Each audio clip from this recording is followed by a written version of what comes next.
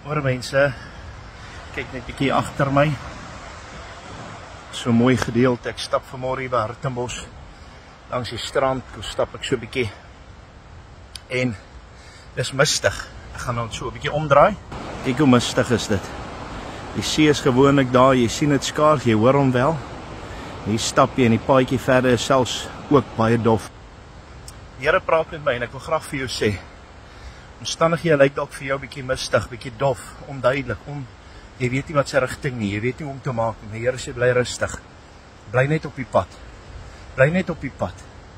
Ek gaan nie wys, bly net op die paadjie. Die paadjie verdwyn nie omdat die sig bietjie weg is nie. Die paadjie het nie skielik verander omdat die sig versper is nie. Bly jy net op die pad. Dien jy die Here. Soek die Here. Hy sal vir jou deurkom. Moenie moeg of moedeloos raak nie. Moenie opgee nie. Weet vandag die Here is saam met jou. Al voel dinge so onduidelik. Kom ek sê vir jou, dis bewys. Die meeste van die goed waaroor 'n mens stres, hulle sê tot 90% van goed waaroor mense hulself bekommer, gebeur nooit nie. En baie keer vat ons so fit, ons het so paniek wat ons kry in daai oomblik waar dinge nie vir ons uitwerk nie, dat ons raak heeltemal op stroppel is. Ek wil vir jou sê, bly rustig, bly kalm. God is in beheer, God bly in beheer, maar vertrou hom, gee hom kans en sê, Here, ek stel U in hoof van alles, ek stel U in beheer van alles. En ek wil vir jou sê, moenie worry nie, God is met jou. God is saam met jou, dit sal goed gaan. Hierdie boodskap is dalk net vir jou. Maar mag hierdie boodskap vandag jou lewe verander, mag jy weet, God is met jou. Die pad raak nie weg nie.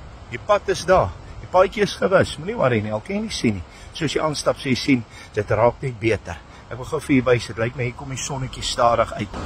Soos die son so gaan deurkom, gaan die mis verdwyn. Soos die son gaan deurkom, gaan die mis verdwyn. Weet dit vandag. Die son van geregtigheid sal vir jou deurkom. Die mis sal verdwyn. Jy sal duidelik sien wat God se plan in jou lewe. Hou vas, hou moed.